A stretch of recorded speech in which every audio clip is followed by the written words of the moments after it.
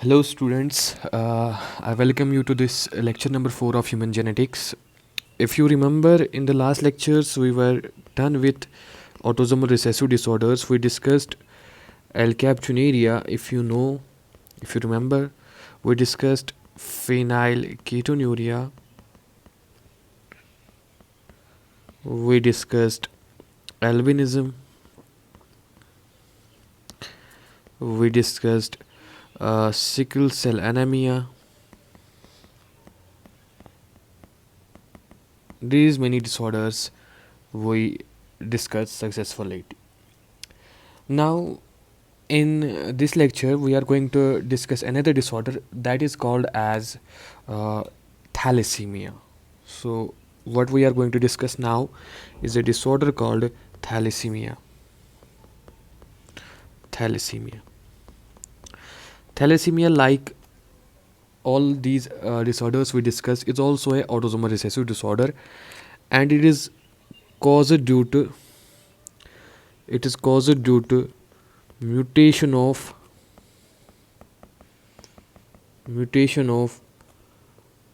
globin gene globin gene globin gene ठीक है.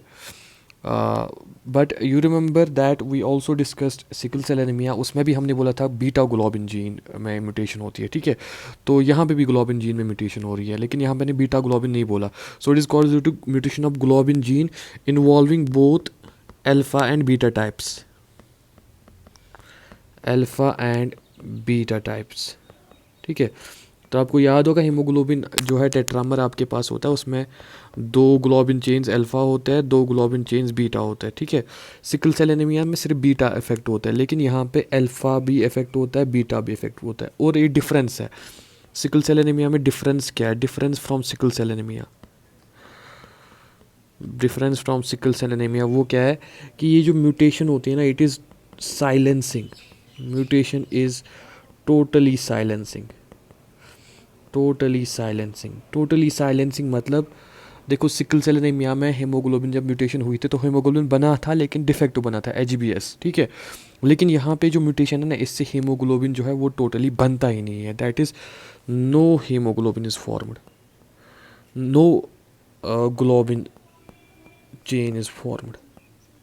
ठीक है, तो सिकल सेल एनीमिया में ऐसे म्यूटेशन हुई थी कि बीटा ग्लोबिन बन रहा था, लेकिन वो बन रहा था डिफेक्टिव. उसके 6th पोजीशन पे ग्लूटामिक एसिड के बदले वैलिन था, डिफेक्टिव बन रहा था, एचबीएस बन रहा था. ठीक है, लेकिन यहाँ पे क्या होता है, यहाँ पे म्यूटेशन टोटली साइलेंसिंग है. यहाँ पे बिल्कुल भी अब वो ग्लोबिन चेन नहीं बनती है. ठीक है, अब डिपेंड करता है कि कौन सा ग्लोबिन जीन इन्वॉल्व होता है. अगर अल्फ़ा ग्लोबिन जीन इन्वॉल्व हुआ है, if alpha globin gene is involved, तो हम इसको कहते हैं अल्फ़ा थैलेसीमिया.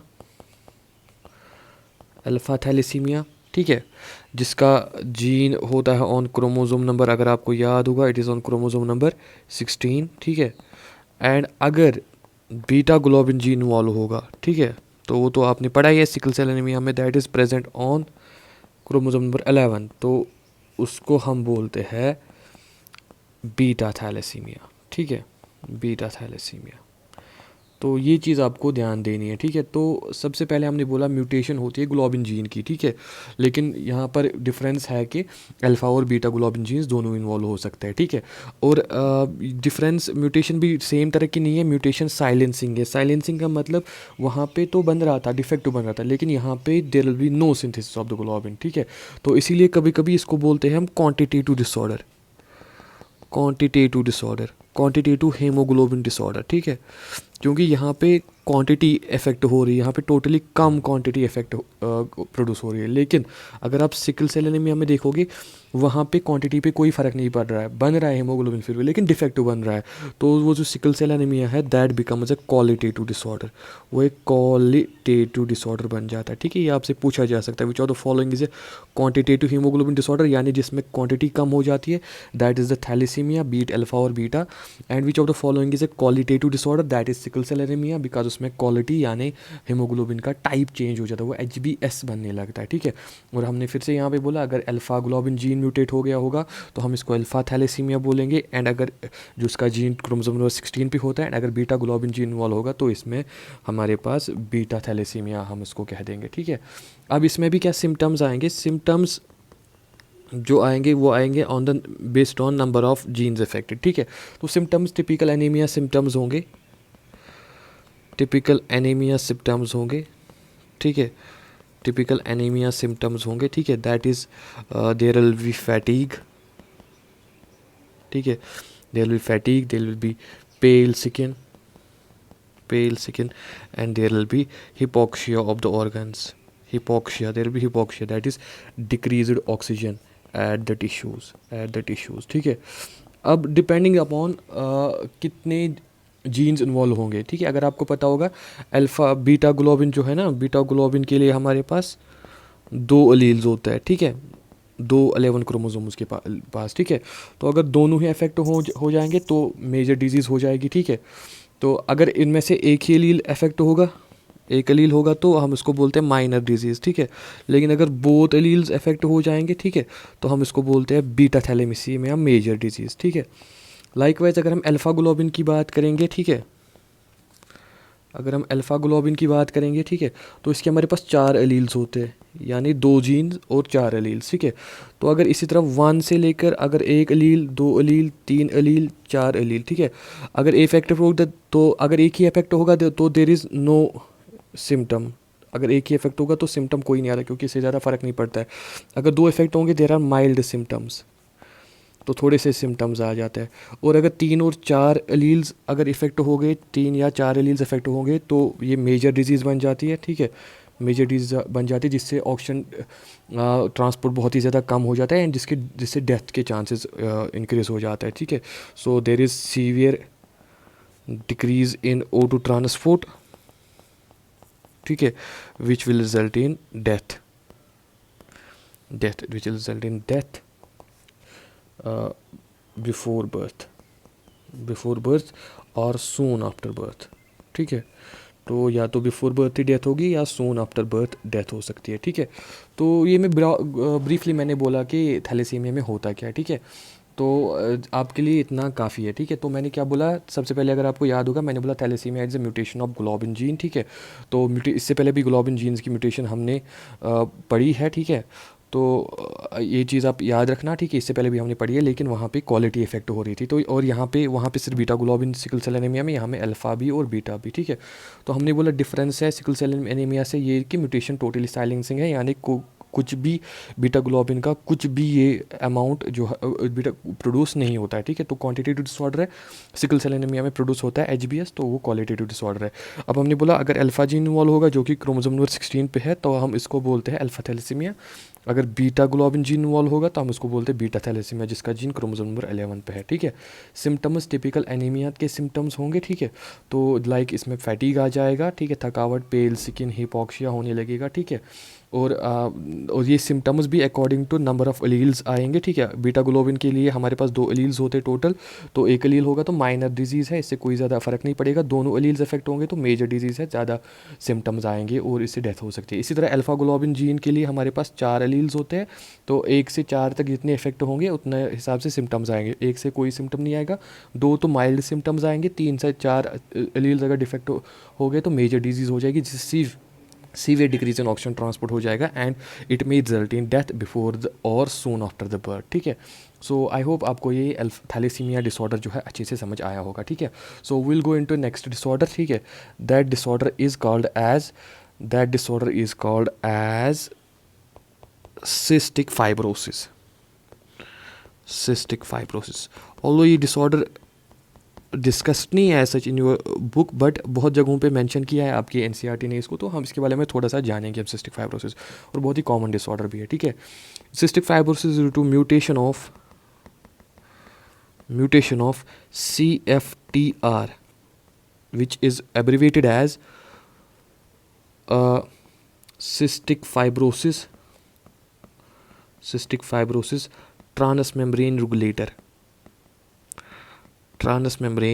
regulator ये फुल फॉर्म है CFTR की। तो CFTR क्या होता है? It is a gene, it is due to mutation of CFTR gene on chromosome number 7, ठीक है। अब ये CFTR जीन जो है, देखो ये CFTR जीन जो है, CFTR जीन जो है ये it codes for a chloride channel, it codes for a chloride channel in the membranes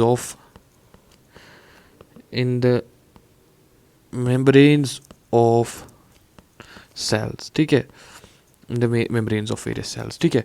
तो जब ये अब म्यूटेशन होगी इसकी, तो ये chloride channel, due to mutation this chloride channel becomes, due to mutation the channel becomes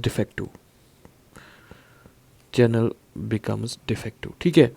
अब यहाँ से मैकेनिज्म में एक्सप्लेन कर सकता हूँ अच्छे से कि क्या क्या होगा डिफेक्टिव होने से, लेकिन वो लेंथी हो जाएगा, तो शॉर्ट में मैं आपको सिम्टम्स बताऊँगा अब क्या क्या सिम्टम्स आने लगते हैं, ठीक है। सिम्टम्स यूँ आते हैं कि इनमें क्या होता है, सबसे पहला काम, ठीक है, इनमें एक्सेसिवली थिक म्यूकस होता है, excessively thick mucus in trachea and bronchi. तो एक्सेसिवली थिक म्यूकस होता है इन ट्रैकिया एंड ब्रोंकाई। ये किस लिए होता है? बिकॉज यू नॉर्मली क्या होता है, नॉर्मली जब म्यूकस सिक्रीट होता है ट्रैकिया और ब्रोंकाई में, ठीक है, तो यहाँ पे मेम्ब्रेन में क्लोराइड चैनल होती है, वहाँ से यहाँ क्लोराइड आने लगता है। क्लोराइड आने जब आता है तो वहाँ पे ऑस्मोलैरिटी इंक्रीज़ करता है, ऑस्मोलैरिटी इंक्रीज़ होने से यहाँ पे वाटर आ जाता है, वाटर इसकी विस्कोसिटी डिक्रीज़ करता है, जिसकी वजह से ये थिन बन जाता है और इसको ईजिली बाहर निकाल सकते हैं। लेकिन जब ये क्लोराइड चैनल डिफेक्टिव है तो क्लोराइड नहीं आएगा, वाटर भी नहीं आएगा, तो इसकी विस्कोसिटी इंक्रीज़ हो जाती है, ठीक है। तो एक्सेसिवली थिक म्यूकस आ जाता है इनकी ट्रैकिया एंड ब्रोंकाई में, ठीक है। एंड इस एक्सेसिवली थिक म्यूकस की क्या प्रॉब्लम है? It isn't able to go out easily by the cilia, ठीक है। तो cilia are not able to throw this excessively thick mucus out of the trachea and bronchi यानी the respiratory passage, ठीक है, which in turn leads to growth of pathogens या bacteria. तो pathogens and bacteria की growth हो सकती है and increases the chances of pneumonia, ठीक है। एंड इससे जो है निमोनिया के चांसेस इंक्रीज़ हो जाएंगे। एंड जब निमोनिया हो जाएगा, आपको पता है निमोनिया में क्या हो जाता है, निमोनिया से गैसेस एक्सचेंज कम हो जाएगा, ठीक है, ऑक्सीजन लेवल्स कम हो जाएंगे, ठीक है, गैस एक्सचेंज कम हो जाएगा, ठीक है। And there are chances of death due to that pneumonia, ठीक है। तो ये पहला सिम्टम आता है इनमें, एक्सेसिवली थिक म्यूकस होता है ट्रैकिया और ब्रोंकाई में, ठीक है।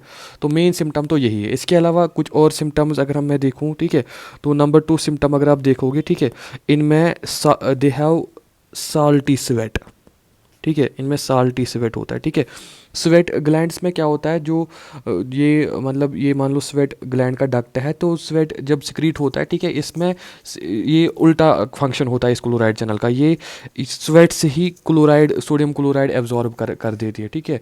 एंड जब ये चैनल डिफेक्टिव है तो वहाँ पे सोडियम क्लोराइड एब्जॉर्ब नहीं हो पाता है, जिसकी वजह से साल्ट कंसनट्रेशन इंक्रीज हो जाती है स्वेट में, तो साल्टी स्वेट आ जाता है इनमें, ठीक है। तो एक चीज़ ये इसलिए ये कहा जाता है, ठीक है, इफ ये जो सिस्टिक फाइब्रोसिस है, it can be easily detected, ठीक है, इन द चाइल्ड, ठीक है। How you can easily detect it? You just have to you have to touch the skin of the child and taste it, ठीक है। तो जब आप इसको टेस्ट करोगे तो आपको salty taste, excessively salty taste आ जाएगा, ठीक है, जिससे कंफर्म होगा इसका स्वेट बहुत ही साल्टी है। एंड अगर इसको बाकी सिम्टम्स भी होंगे तो सिस्टिक फाइब्रोसिस हम कह सकते हैं, इसको सिस्टिक फाइब्रोसिस हो सकता है, ठीक है।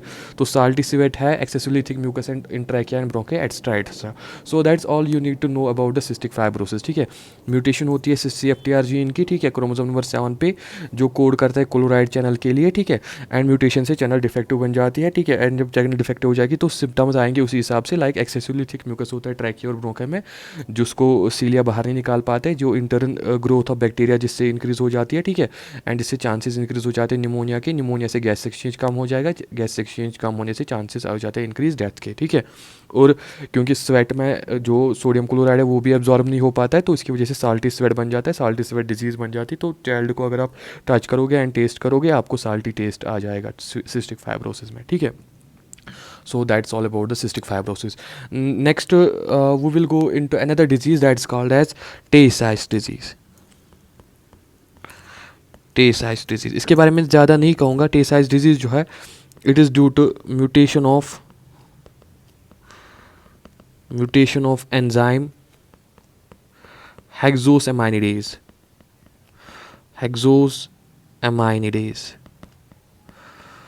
अमाइनिडेज, ठीक है, लोकेटेड ऑन क्रोमोसोम नंबर 15, ठीक है, मैंने बोला था पहले ही, ठीक है। एंड जब हेक्सास अमाइनिडेज क्या करता है, normally it metabolises the gangliosides which are a types of lipids, ठीक है, जो एक स्पेशल टाइप के लिपिड्स होता है, ठीक है, इन CNS सेंट्रल नर्वस सिस्टम में, ठीक है। तो ये उनको मेटाबोलाइज करता है, ठीक है। एंड जब ये एंजाइम अब एब्सेंट होगा म्यूटेशन से, क्योंकि एंजाइम एब्सेंट है, ठीक है, तो due to mutation this enzyme is absent, ठीक है, due to mutation this enzyme is absent and due to absence of the enzyme की एब्सेंस से, ठीक है, दिस एंजाइम हेक्सोसेमाइनिडेज, ठीक है, उससे क्या होगा, गैंग्लियोसाइड्स जो है वो इंक्रीज हो जाएंगे, gangliosides will increase in the brain CNS, ठीक है, जिसकी वजह से क्या हो जाता है, there is degeneration of CNS, central nervous system की डिजेनरेशन हो जाती है, ठीक है। And it leads to death of the child usually by the age of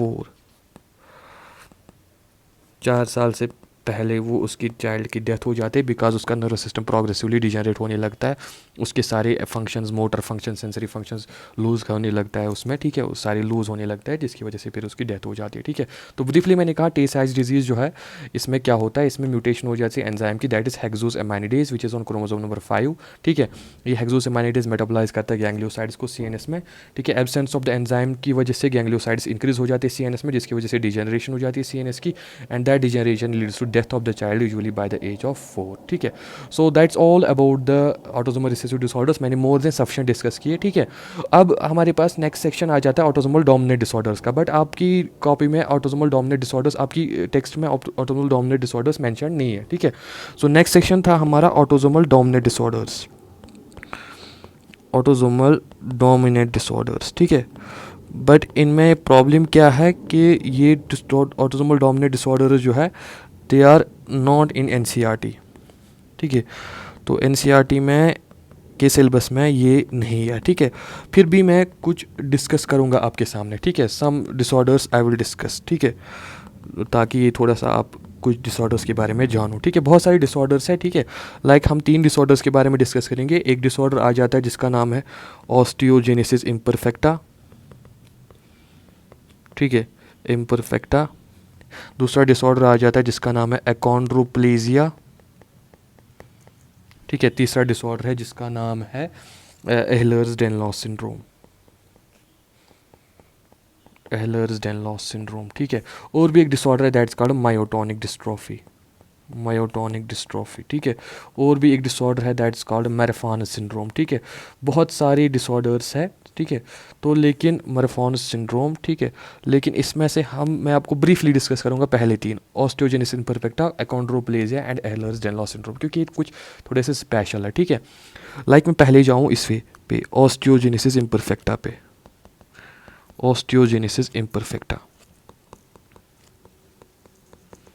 ठीक है। ऑस्टियोजेनेसिस इम्परफेक्टा में क्या होता है, there is defect in collagen 1 gene, ठीक है।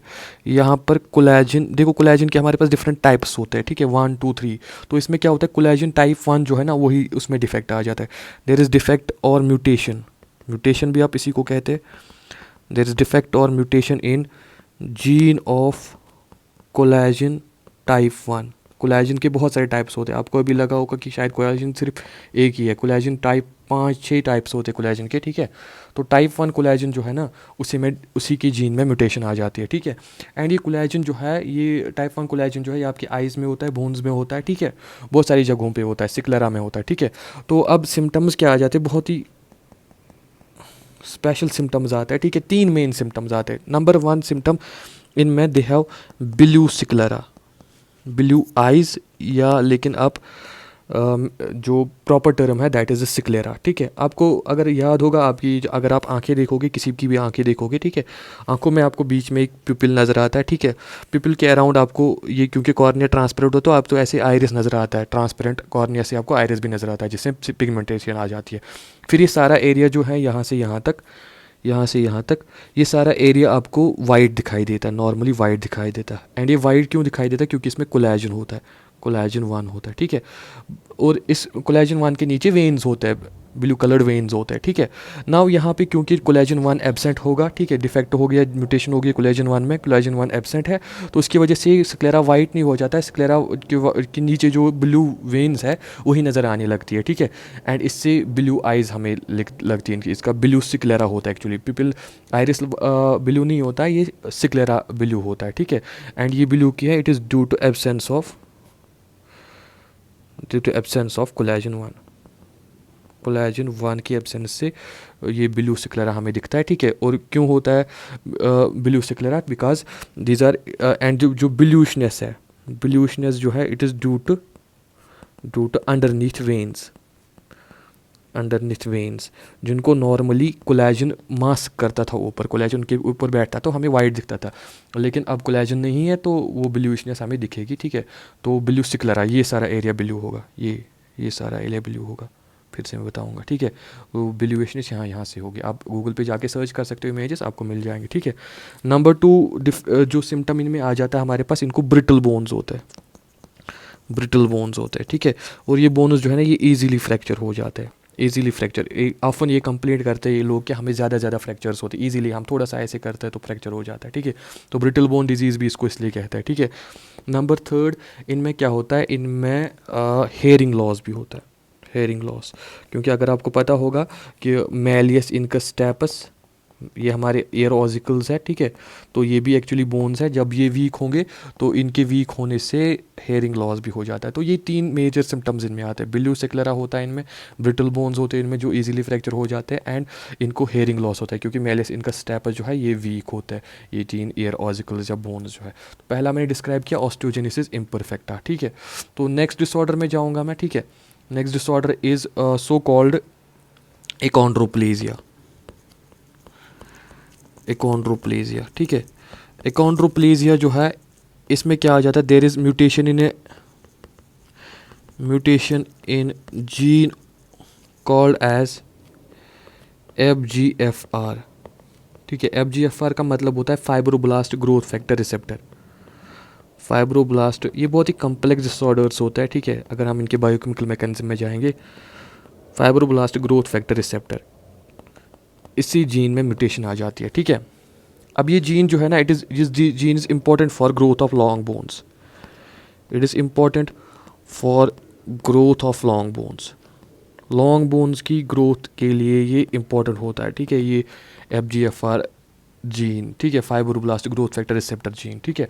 अब क्योंकि ये जीन म्यूटेटेड है या ये डिसफंक्शनल जीन है, तो इससे क्या हो जाता है, लॉन्ग बोन्स की ग्रोथ अफेक्ट हो जाती है। तो सिम्टम्स में आपको क्या देखने को मिलता है, तो जब आप सिम्टम्स में जाते हो तो सिम्टम्स में आपको दिखने को मिलता है कि there is short height, short height, ठीक है। बट ये शॉर्ट हाइट जो है ना, इसके अलावा आपको क्या दिखता है, ये शॉर्ट हाइट किसकी वजह से होती है, it is due to this short height is due to short upper and lower limbs only, ठीक है। जो ट्रंक एंड हेड है, they are of normal size, तो कुछ वियर्ड सा है, ठीक है, और of normal side, weird like appearance होगी, ठीक है, कुछ अजीब सी अपीयरेंस होगी, ठीक है, ऐसी अपीयरेंस होगी इसकी, ठीक है। इसका हेड नॉर्मल साइज़ होगा, इसका ट्रंक नॉर्मल साइज़ होगा, लेकिन लिम्ब्स शॉर्ट होगी, लिम्ब्स शॉर्ट होगी, ठीक है। और ये लोअर लिम्ब शॉर्ट होने की वजह से भी इसको क्या होगा, इसको हाइट कम हो जाएगी। तो you will observe that it has short height, but that short height is due to short upper limbs and lower limbs only, long bone सिर्फ इफेक्ट होगी, जो ट्रंक एंड हेड है ना वो नॉर्मल साइज़ के होंगे। तो short height due to short upper and lower limbs with normal sized what we call as head and trunk. What is this? These are the symptoms or disease called achondroplasia. ठीक है, तो उसके बाद हम जाएंगे नेक्स्ट डिजीज में, that's called as Ehlers-Danlos syndrome. Ehlers-Danlos syndrome. ठीक है, Ehlers-Danlos syndrome. ठीक है, तो ये डिजीज़ बहुत ही स्पेशल है. इसमें क्या हो जाता है, देयर इज़ म्यूटेशन ऑफ